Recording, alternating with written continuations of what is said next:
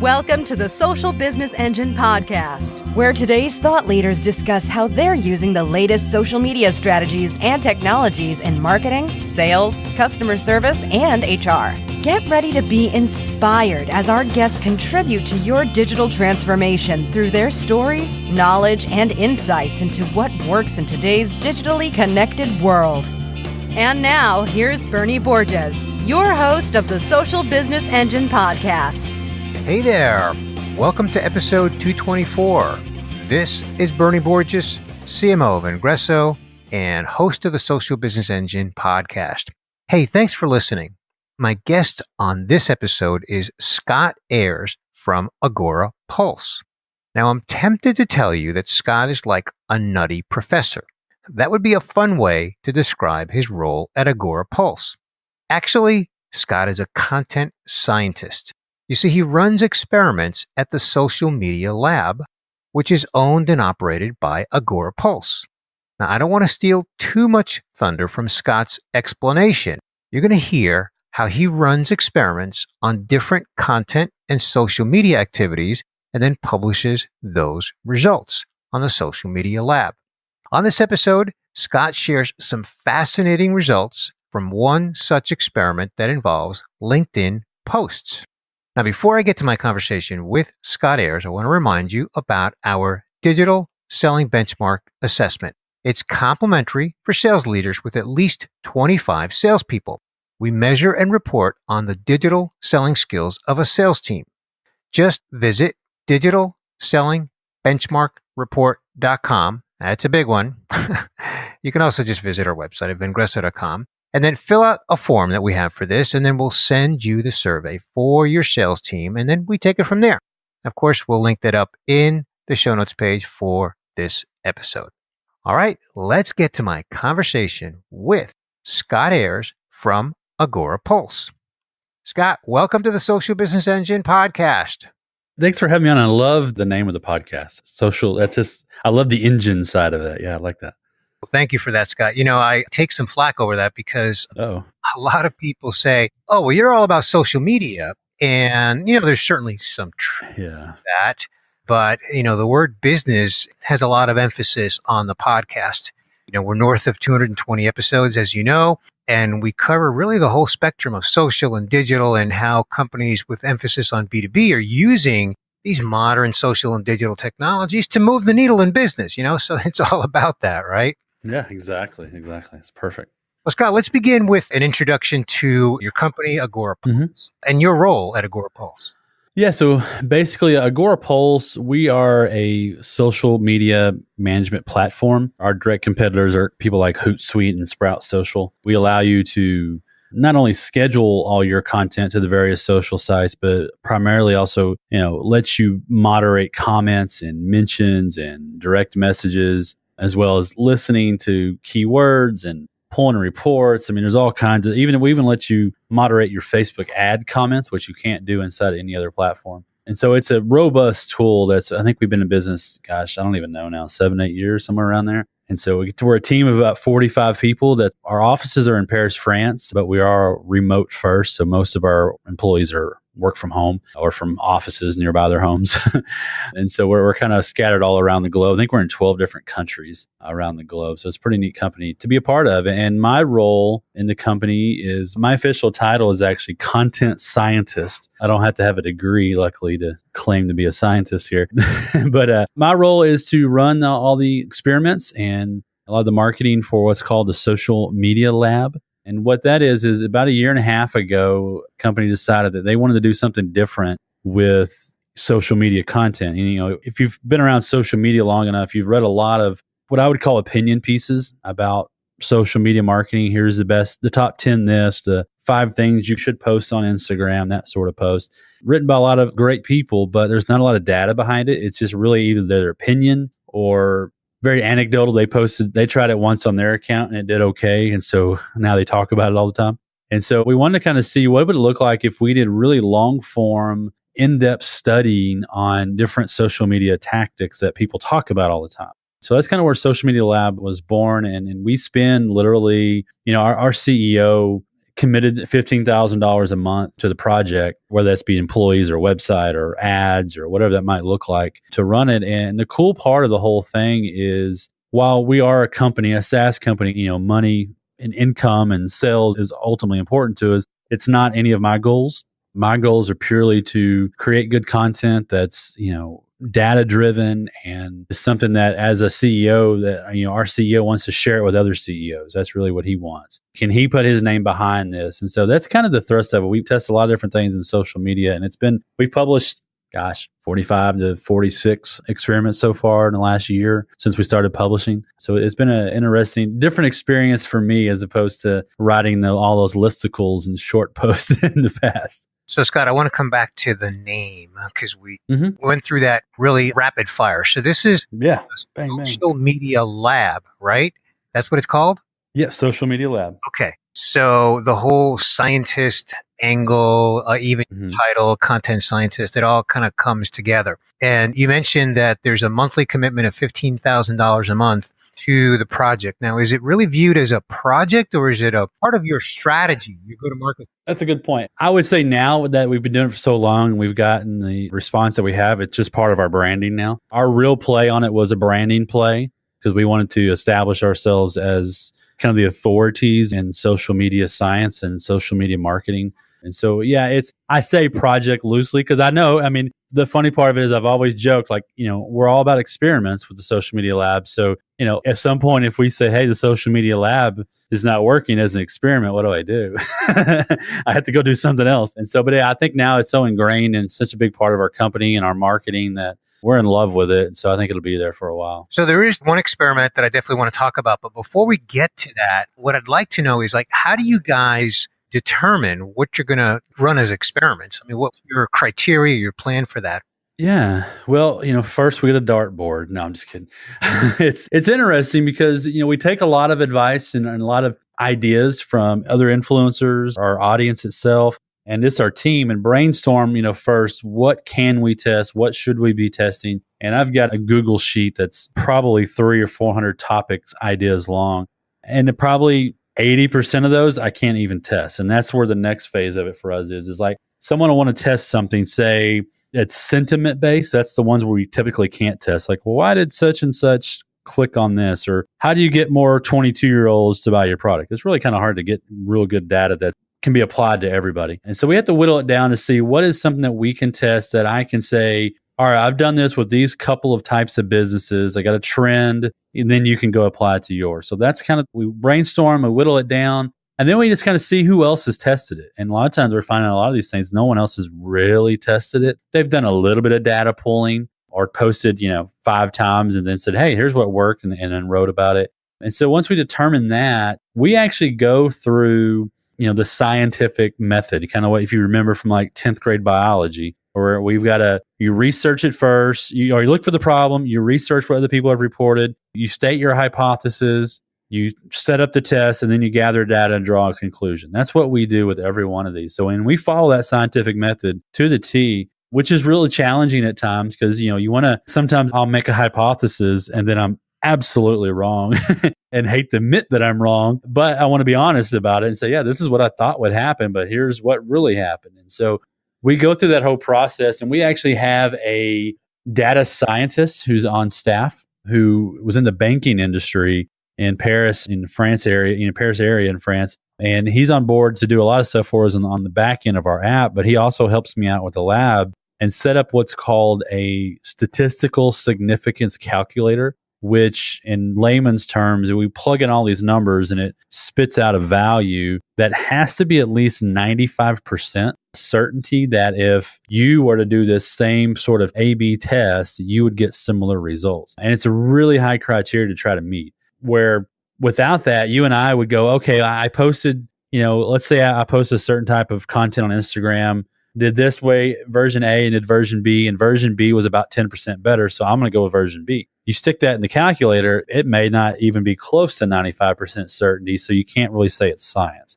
And so we kind of stick to that pretty hard. And sometimes it's rough because we'll get to that end and we're 93% certainty. And we're so close to saying it's 100% science, but we can't. We have to say, well, it's close, but not quite. And we're honest about that, and we report about that in all of our different experiments. Speaking of being honest, I want to be honest, Scott. I do not remember 10th grade biology, so You slept since then?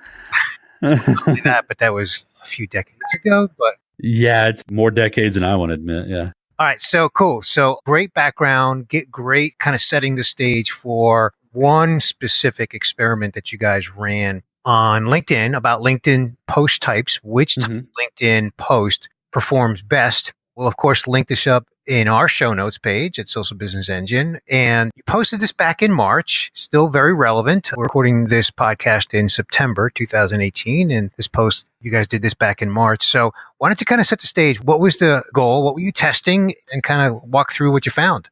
Yeah, I mean, LinkedIn is kind of that. I was telling someone on another show the other day, it's kind of like that uncle at your reunion that's always there. And he's always bringing the casserole every year. You kind of forget about it. You love the casserole, but you always kind of forget about it till you need it.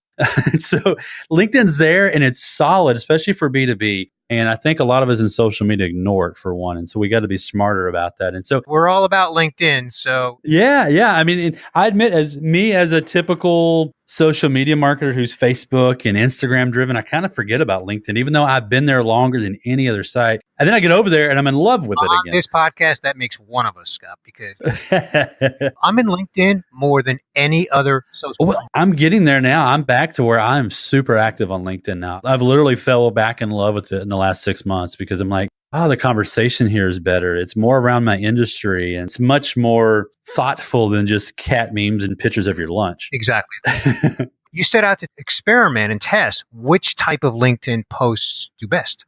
Yeah.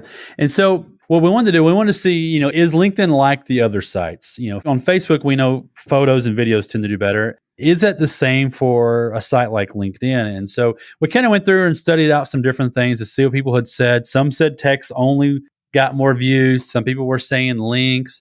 I was kind of like surprised that people were saying text only was kind of going to be the one. So when I set my hypothesis out, I said that text only updates would have the lowest amount of views. And that was just based on me being probably, so Facebook centric. I wrote Facebook All-in-One for Dummies. So Facebook is where I've lived for so many years. And I ended up eating crow on that. So what we ended up doing is we studied through that. We used a couple of accounts. We looked at somebody named Melanie Dodaro. I don't know if you know who Melanie is. She wrote a book called The LinkedIn Code. So we use her account and we use our Agorapulse account and use my personal account to kind of test different types of posts to see which ones perform better. And then when it all boiled down, and this number is just, I had to go back and look at it like 3 times to make sure it was right because I'm like, this can't be right. This is a huge, stupid number. Text only post on LinkedIn had an increase of 1,069% views. So a massive amount of more views when I posted text only updates as opposed to the typical links and photos and videos. So putting our scientist hat on here, what, if anything, can we hypothesize around the why? Why is that the case, Scott? I think once we get the data, and that's part of our job a lot of times, we get the data, then we go, okay, now how can we apply this and why did this happen, we think? To me, the reason it's so high is because on LinkedIn, people are having those active conversations. They're spending more time on, like you just said, you're spending a lot more time on there. People are talking about industry specific and very topical type things. So I might go on there, let's say, I'm a construction engineer and I go on to LinkedIn and most of the people I'm either following or that are connected to me are in the construction engineering world. So I can have a conversation about my field, ask a question, say, hey, what did you guys do when y'all had this problem? And people want to engage because they're all the experts and they're all in that industry where, a site like Facebook and Instagram and Twitter is so quick and, more personal per se and a little bit less intellectual at times. I think that's where the reason that we saw this sort of data. Okay, so people tend to be kind of similar in their professional interests then. Yeah, that's what I would assume based on, especially looking at the accounts that we have. I mean, in my account, I've got like 8,500 or so connections. Most of them are going to be around social media. And so if I go talk about social media, they're going to want to engage with that. Whereas I just go share a picture of my wife and kids, while they may go, hey, nice picture, they're not going to get in a conversation with me on it. It's just that simple, quick engagement that's what I call vanity metrics. You look at, I got 10 likes on a post and you get excited, but it doesn't really mean much. And so the conversations that were happening, I think, on LinkedIn on those text only posts. Right. You're familiar with LinkedIn's social selling index? Mm-hmm. I've heard of that. Yeah. Yeah. The SSI score for LinkedIn is measuring, they call it the social selling index, and it's measuring how professional you engage, how often you engage, what's the quality of your engagement, what's the quality of the relevance of the people that you're connecting and engaging with. And that's another sort of metric that LinkedIn offers. You have to actually go to a URL. I don't know off the top of my head. We can put it in the show notes that anybody can click on as long as you're signed into your LinkedIn account. When you click on it, LinkedIn gives you your SSI score, which is a number between 0 and 100. And generally speaking at Vengreso, we work with B2B salespeople all the time.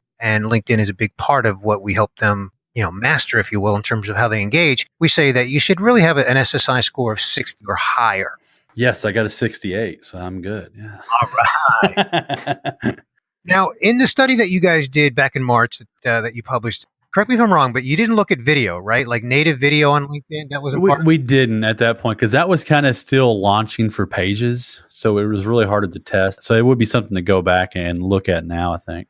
Yeah, definitely would encourage you to do an experiment on that. I mean, I know anecdotally at Vengreso, anytime we post a native video, we use a hashtag. And I know you mentioned you're going to be doing an experiment on hashtags. You can talk about that if you would. But we use a hashtag called Vengreso Vids, VIDS. Mm-hmm. This way we can find any of the videos that we've posted. And most of the videos that we post get views numbered in the thousands. Oh, wow. For some of my co-founders who are really popular, like Vivica von Rosen, whose handle is LinkedIn Expert. I love Vivica. Yeah.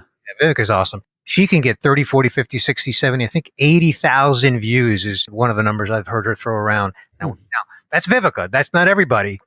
Most of us can do a video and get 1,000 views or a couple thousand views, but that's pretty good. See, that'd be interesting to test. Like, I wonder if you could test video views on LinkedIn versus another site, or a YouTube link on LinkedIn versus native video. See, you made me think of a new test. So yeah, that would be interesting to test. Yeah.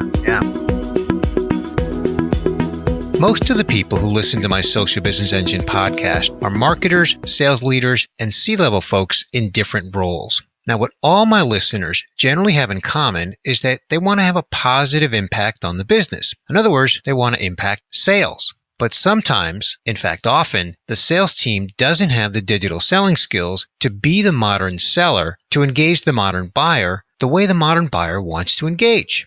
Now, we've surveyed sales reps across more than 100 companies to assess their digital selling skills. In a simple 10-question multiple choice survey, we can assess the digital selling skills of a sales team by measuring their answers against industry benchmarks. Now, we offer this assessment complimentary to sales leaders with at least 25 salespeople. We review the results with the sales leader in a 1-hour readout and discussion. Look, the modern buyer wants to be engaged by a modern seller. But when salespeople don't engage the way the buyer needs them to, it's a competitive disadvantage that could be costing you business. To request this assessment, just go to digitalsellingbenchmarkreport.com. Now, you mentioned before we started recording that you've got another test planned for LinkedIn. You want to just briefly mention what you're planning here? Yeah, I mean, we wanted to see, because LinkedIn has hashtags now, and they've kind of put a little more emphasis on hashtags where you can actually follow hashtags on LinkedIn for really, I think, the first time, where it shows up on your main feed, if you'll call it the feed. And so we set out the test. Do hashtag, using at least one hashtag on LinkedIn, does that result in more views / impressions? Because obviously on a personal profile, the data comes back a little different. So yeah, we tested that. I don't know if you want me to reveal the data or not, but it was a pretty neat test to kind of pop in and do, because you don't think about hashtags yet on LinkedIn. We do all the time. Absolutely. Well, I think the average person out there doesn't. They're like, what? Like, I talk to people in social media marketing and they're like, oh, I forget LinkedIn has hashtags. So I think the people are missing it big time, based on especially the data that I'm seeing. And LinkedIn's doing a really good job, Scott, of actually showing you, displaying hashtags down at the bottom. And you can just click on them so that while you can type in a hashtag the old-fashioned way, Also, recommending hashtags. Yeah. Do is click, click, click, click, and then add hashtags. Hey, if you've got data, let's go ahead and kind of wrap there before I get to my summary. That would be fantastic. Yeah. So basically what we did, we looked at Agorapulse's account and looked at my personal profile. There was the two we kind of weighed together. And so when I averaged those two accounts together, and we only tested one hashtag just to kind of get a baseline. I typically like to get a baseline. Then I can go back and go, okay, let's test 1 to 10 later. So with using at least one hashtag, and these are link posts, and they were all very similar link posts, we had 29.59% higher impressions on our post when we had at least one hashtag in it. So let's call it 30% higher impression. Basically, yeah. Which is, that just tells me that people are using the hashtags, they're searching them, they're following them, and that's a good sign if you're wanting to market with hashtags on LinkedIn. I can always want to say Instagram. If you're using hashtags on LinkedIn, you're going to want to focus on those and make sure you're putting them in your posts. Exactly. And I encourage people, I gave the example, we use a hashtag called Vengreso vids. We also use one called Vengreso pics. So you don't have to limit your hashtags to words that other people use, like marketing, sales, or B2B, or whatever. You can make up your own hashtag and then get your teammates to use them. And it's a great way to spread your content around. Yeah, because the bad thing about some hashtags, especially if they're super, super popular, you get lost real quick in the explore option on any of the social sites. And so, yeah, if you got your own branding one, the great thing about that is someone can click on it or tap on it, and then they can see everything you've posted and really engage with a lot of your content at once. Yep. All right, Scott, we are at a point in this episode where I'm going to do a quick recap of what we discussed. And then I'm going to ask you to either fill in any holes, or if there's anything you want to elaborate on, or maybe jog your memory on a point, and then we'll bring the podcast to a wrap. Mm-hmm. So we started a conversation with an introduction to Agorapulse. You guys are a Paris, France-based company with a virtual worldwide workforce. And Agorapulse is a social media management platform, doing things like scheduling and listening and reporting and moderating comments, and just a really cool, very popular. I've come across the Agorapulse brand many, many times. So you guys are doing a really good job of getting the word out. And your role at the company, Scott, is you are a content scientist, and we are going to include your scientist photo in our show notes, where even though you are not degreed as a scientist, you run experiments at the Agorapulse Social Media Lab. And the Social Media Lab is something that you guys are committed to run experiments. You're devoting $15,000 a month of budget to it. And you said you've run about 45 or so experiments, and it's all about really driving insights into what's working, what people are doing, and doing it based on data and not opinion. And it really has become something that's become kind of your brand at Agorapulse, and really helping you establish yourself as an authority in social media. I asked you, how do you decide what you guys run experiments on? And you said you're tracking topics. You said over 300 topics that you're tracking in a Google Sheet, and that the idea, it's got to be something that you can track, something that is, you can test and can track, and you do it very scientifically. You state the problem, what are you looking to understand? What's your hypothesis going into it? And then what is your actual finding? And in order for that finding to be statistically valid, correct me if I'm saying this correctly, you use, with help from a real data scientist that you have on board, a statistical calculator. Did I get that right? Mm-hmm. Okay. Yeah, that's right. And that allows you to test the certainty of your finding. And then we talked about the one LinkedIn experiment to really understand, which type of LinkedIn post gets the most views. You looked at text posts, links, and images, right? Photos. And you had posts from Melanie Dodaro, from the Agorapulse account, and then from your account, Scott Ayres. And the end result was, drum roll please, I don't have a little drum roll sound effect here, but what you found was that the text-only posts got a 1,069% increase in views, which I think, blew everybody's mind and was not what you were expecting. And then you and I talked about, well, why do we think that is? And, we hypothesized, I don't know that this can be experimented and tested in your lab, but, we hypothesize that it's because we on LinkedIn spend more time around topics that interest us professionally, so we tend to engage in those topics more authentically. Now, you said you didn't look at video, maybe something down the road, but you are planning to look at hashtags, or at least publish an article on that. And you mentioned that you've already got some data on that. You tested one hashtag, and you found that, generally speaking, you got about a 30% higher impression rate when you use at least one hashtag. So, Scott, that's my summary of what we discussed. Is there anything that I left out, or anything you'd like to add? No, I think you take notes very, very well. I think that was perfect. Notes? What notes? No, I'm kidding. Well, not only do I not remember my 10th grade biology class, but I could not do that from memory. No, Right, fantastic. Well, Scott, where would you like to send my listener to connect with you? I have a feeling LinkedIn is going to be one of those to connect with you and learn more about what you've got going on at Agorapulse. Yeah, you can find the Social Media Lab anywhere you listen to podcasts. Just search for Social Media Lab. You can find us on the web, agorapulse.com/social media lab. And then on social media in general, we're basically just Agorapulse everywhere. Okay, so it's agorapulse.com/social media lab. Yep. Okay. That's our little room in the house. All right. Fantastic. All right. Well, I have a feeling that I'm going to invite you back somewhere down the road to sounds good. more experiments because I think you've got lots of awesome data to share with my listeners. So, Scott, thank you so much for joining me on this episode of Social Business Engine Podcast. Thanks for having me. Well, I hope that you enjoyed my conversation with Scott Ayres from Agorapulse. You know, my big takeaway from this conversation is actually twofold. I really admire the investment that Agorapulse is making in the social media lab. Scott mentioned that it's a $15,000 per month investment, and that's pretty significant. And it's not a direct moneymaker for them either. But from a content marketing and branding standpoint, it's a brilliant way to attract marketers to their content, which by its very nature is valuable content. So major kudos to the Agorapulse leadership team for their commitment to this investment. Now, my other takeaway from my conversation with Scott Ayres is that as much as we use LinkedIn at Vengreso and in the world that we live in of B2B digital sales transformation, it's still a sleeper.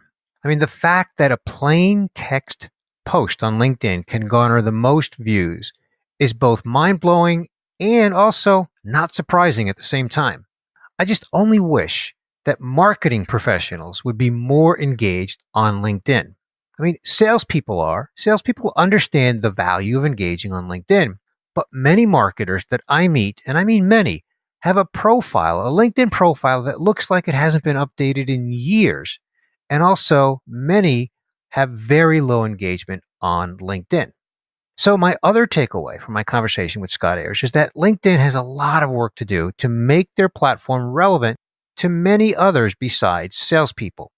I only hope, and I do believe, that we are making some contribution to that through our content here at Vengreso. So hey, what was your takeaway from my conversation with Scott Ayres at Agorapulse? I want to remind you that this episode is sponsored by Vengreso's Digital Selling Benchmark Assessment. It's a survey where we assess a sales team's digital selling skills. Now, the Digital Selling Benchmark Assessment is complimentary for sales leaders with at least 25 B2B salespeople. So if you or someone that you know meets this eligibility requirement, just visit or point them to digitalsellingbenchmarkreport.com or just visit our website at vengreso.com. And of course, that's all linked up in our show notes page. And while you're there at our website, be sure, if you're not already, be sure to get subscribed to both this podcast, the Social Business Engine podcast, as well as our Selling with Social podcast hosted by Mario Martinez Jr. You can follow both our podcasts on social media through our Twitter handle at GoVengreso, and then everywhere else on social media other than Twitter, we're just plain old Vengreso. And by the way, Vengreso is spelled with one S. Can't tell you how often I see people spell it with two S's. Well, hey, that is a wrap for episode 224. I want to thank my guest once again, Scott Ayres, content scientist at Agorapulse. This is Bernie Borges, CMO of Vengreso, signing off for now and wishing you continued success on your social business journey. Thank you for listening to the Social Business Engine podcast. Be sure to tune in again next week to reconnect with Bernie Borges for more insights, inspiration, and practical advice on social business. Visit socialbusinessengine.com to catch even more content on social strategy that will rock your business and your career.